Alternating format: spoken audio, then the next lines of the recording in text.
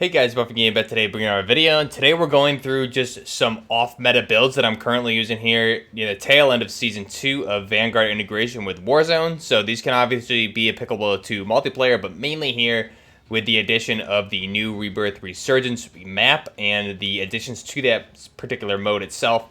I have a lot of off-meta builds that I've been using mainly for that mode. However, these are also pretty fun to use in Battle Royale depending on the time of day and what kind of lobbies you get. But mainly Rebirth Resurgence is where I've been using a lot of these really crazy off-meta builds that I'm having a good time with when I'm able to actually play right now. So go ahead and just going to run through these loadouts. They're off-meta, nice tactical builds here that we'll go ahead and run through.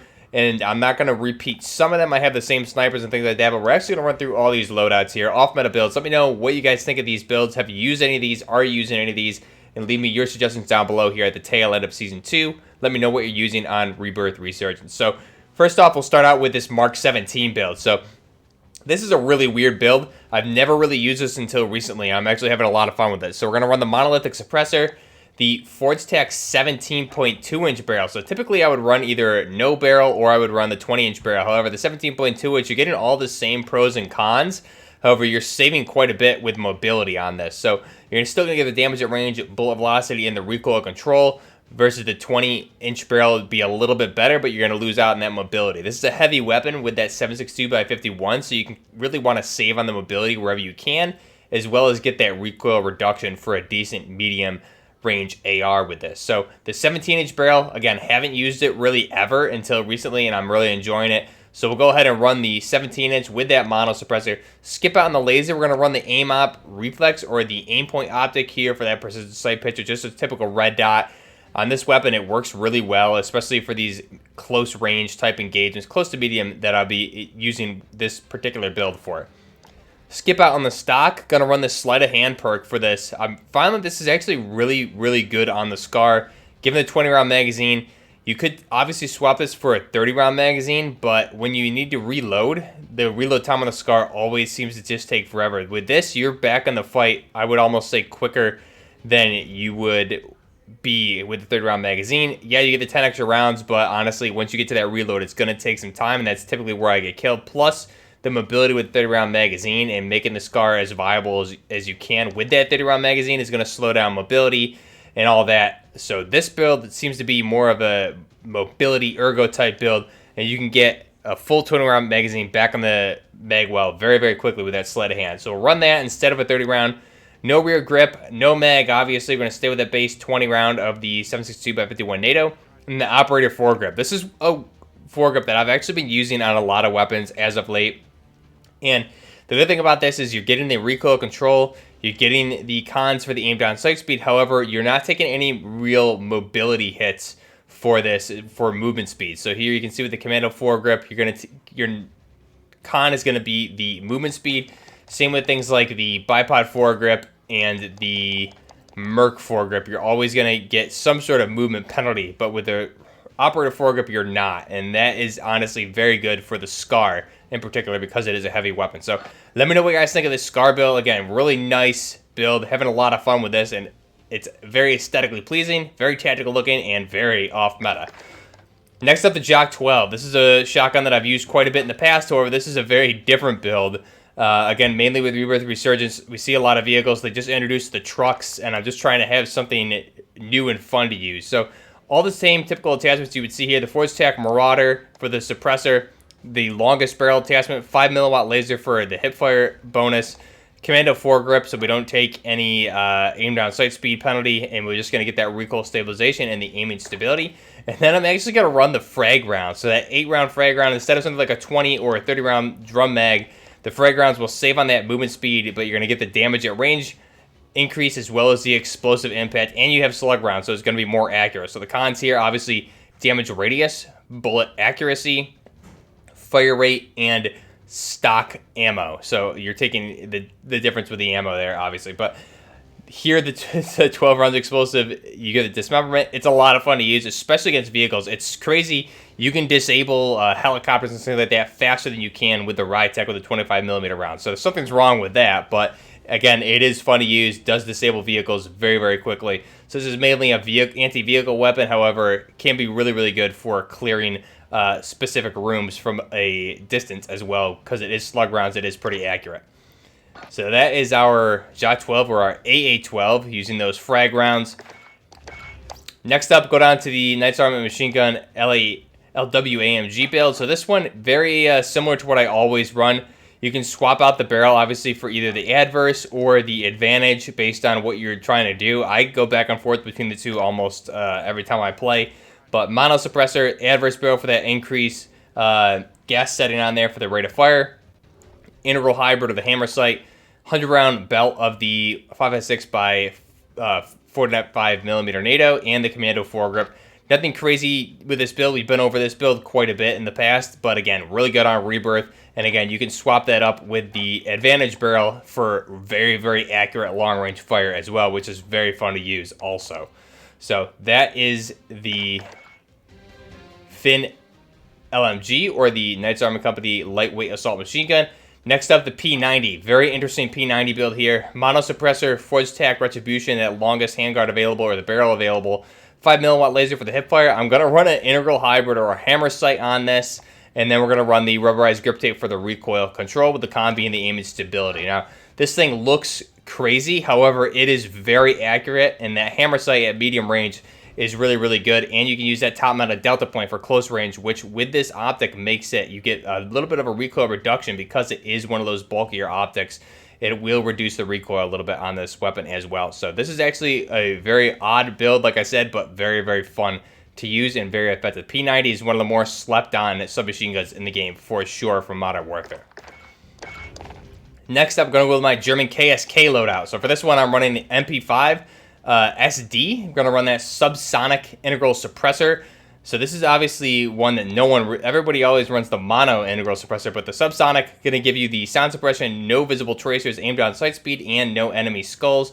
Cons are the bullet velocity, obviously, but you have the aluminum suppressor given the subsonic, so you're going to have an even lower sound profile than you would with the mono. Going to run that 5mm laser for the hip fire. Integral hybrid, again, same reason we went over with the P90. Obviously not great at long range for sure, but it will help you with accuracy at medium range, and then you can use that top mounted delta point where you need to as well. Rubberized grip tape for additional recoil control. Now you could swap this out for either the 45-round magazine of the 9x19 Parabellum or the 10mm magazine as well. You can do that also. And the operative foregrip, again, the same reasons we went over the SCAR. Get that recoil control, and you don't take any penalty for the movement speed as well. So nice lightweight MP5 SD here. This thing is actually really fun to use. I have a good time with this. Definitely check this out if you haven't. Very good at CQC combat. Next up, the G36. So here, just going to run a base G36.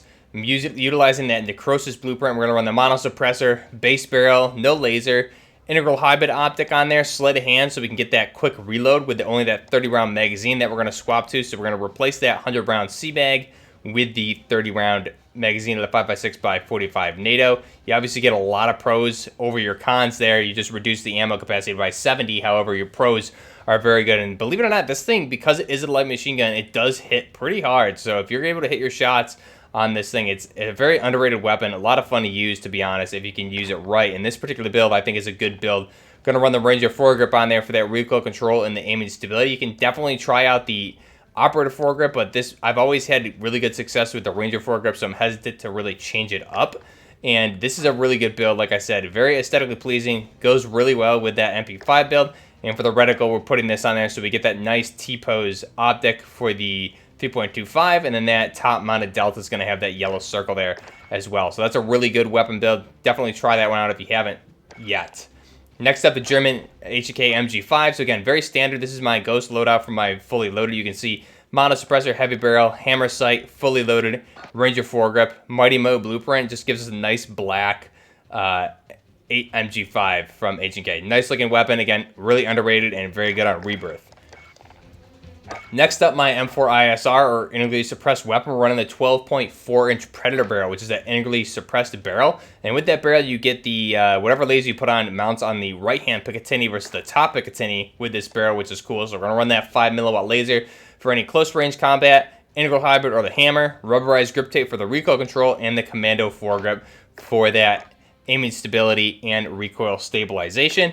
And again, running a base 30 round magazine, you can always swap out the rubberized grip tape for a 50 or even a 60 round magazine. Again, very aesthetically pleasing weapon, very off meta, and a lot of fun to use. Next up, the AX50. I have this in a couple of my classes, and this thing I've been using a lot lately, and it is a very underrated sniper rifle, a lot of fun to use. Monolithic suppressor, 32-inch barrel, tack laser, variable zoom, and the Sincarta Arms Assassin buttstock on there for the aim down sight speed increase. This thing, being a 50 BMG sniper rifle, really slept on. I think nobody's really used it since the very beginning of the Verdansk days, but this is actually a lot of fun to use and a very effective sniper rifle, especially on Rebirth Island, but I've had a lot of success with it on Caldera as well.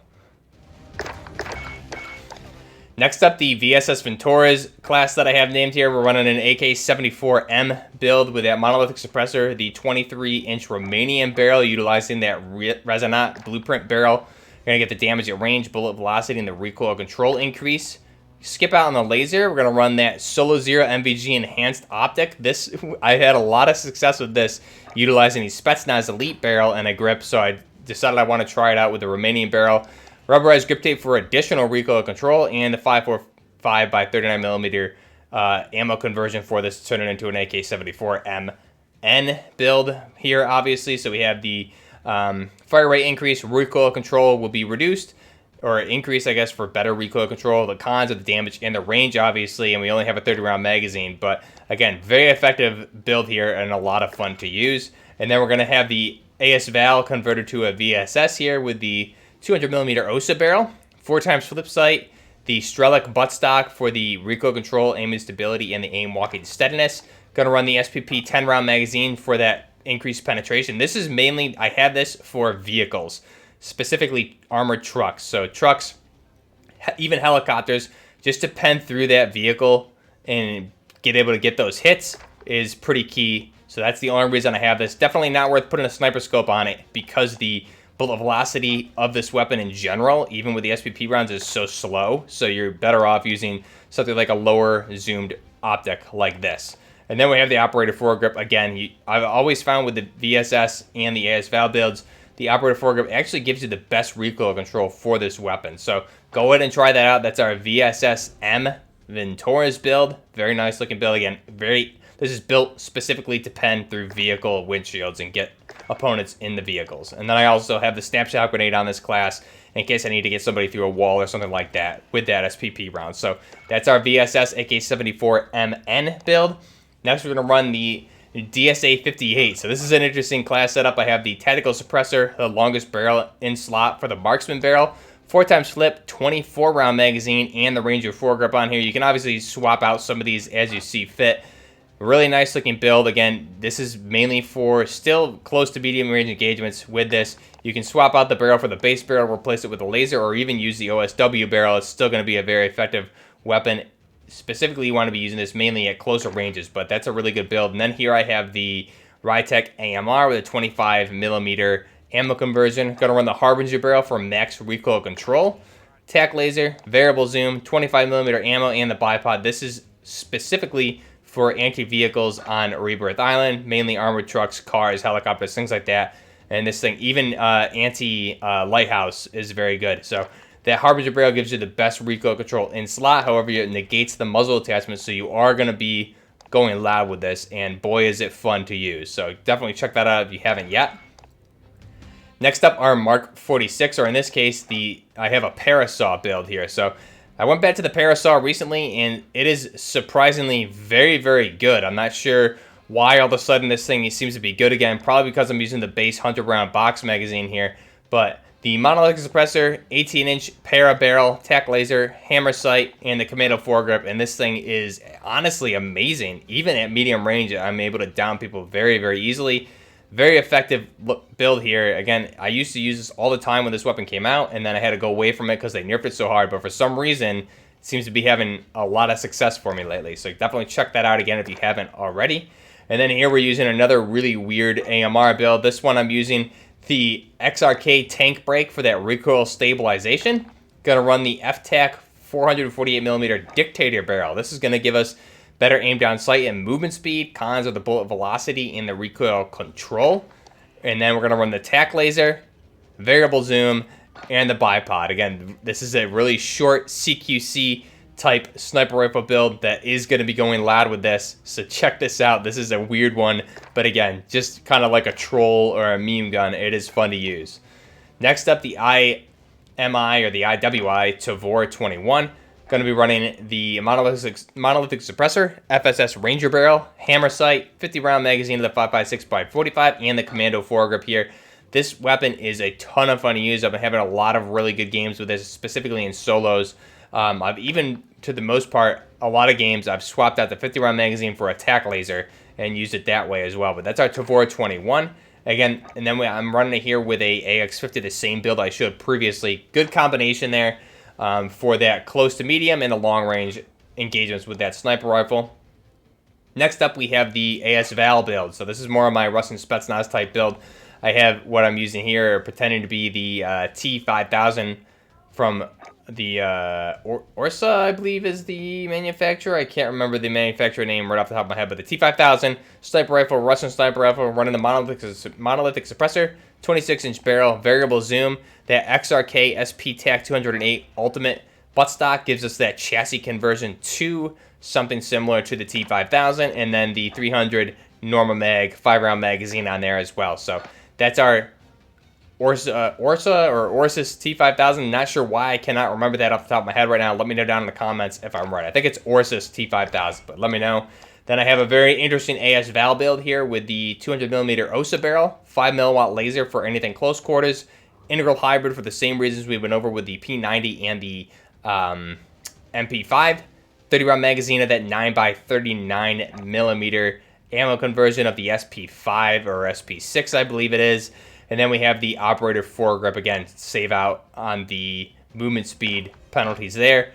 Really aesthetically pleasing looking Val build and surprisingly effective. Let me know what you guys think of this down below if you've used this. Definitely check it out if you haven't already. You can even swap out probably the 5mm laser for the Strelic buttstock or even the Ventura's type buttstock here and have pretty good success with it as well. But let me know what you guys think of that. Those are all of my current builds that I have in my loadout class for Season 2, the end of Season 2 here, for the Vanguard integration to Warzone. Let me know what you guys are currently using. At this point, this is all crazy, fun, off-meta weapons. Usually I have some pretty serious weapons that I try hard with, like my M13 or LVAW build, but here I basically am just rotating through these each and every game, having a good time. Let me know what you guys think down below.